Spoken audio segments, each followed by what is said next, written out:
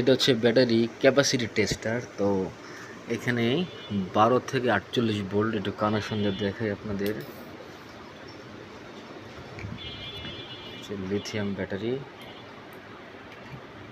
এটা হচ্ছে battery side আর কি। এই দুটো হচ্ছে আপনার ব্যাটারি সাইড। দেখেন এখানে আমরা দুইটা বেরিয়েছে 26 ভোল্ট। তো এখানে আপনারা ইচ্ছা মতো অ্যাম্পিয়ার লোড দিতে পারবেন। আমি আগে দেখাই, পরে এটা বিস্তারিত বলবো। এই যে 5, তারপর হচ্ছে 7, 8, 10, 19।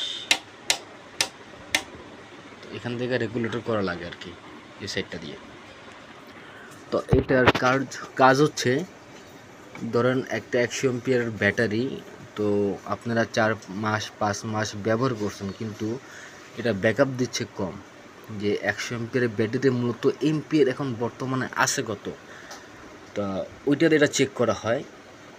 যে ধরেন একটা 100 এম্পিয়ারের ব্যাটারি, এখন এটাকে আমি লোড দিলাম 10 এম্পিয়ারে অথবা 20 এম্পিয়ারে, তো চার্জ শেষ করেও একটা রেজাল্ট দিবে যে আসলে এটার মধ্যে কত এম্পিয়ার আছে, যে 100 এম্পিয়ার আছে নাকি 50 এম্পিয়ার আছে।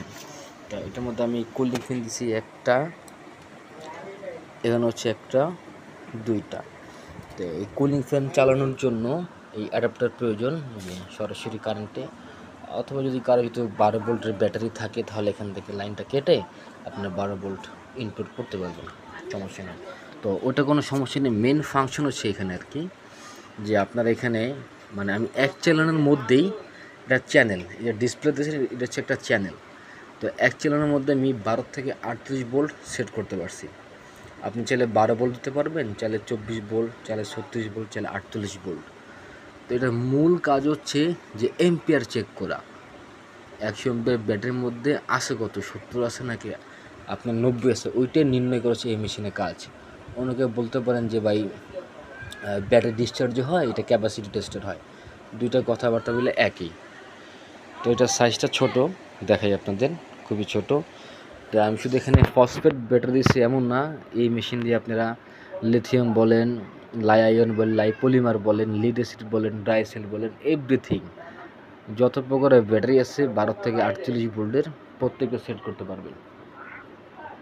বুঝতে পারছেন? এখানে 4টা ব্যাটারি আমি ফাংশন দিয়ে রাখছি। আর অনেকে যদি মনে করেন যে ভাই আমি সিঙ্গেল ওয়াইজ করবো, সেই ক্ষেত্রে করা যায়।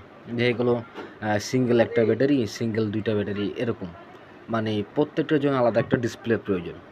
এটা আমি একসাথে করছি আর কি। তো এটার বর্তমান দাম হচ্ছে ভাই 12,000 টাকা। আমি যাদের প্রয়োজন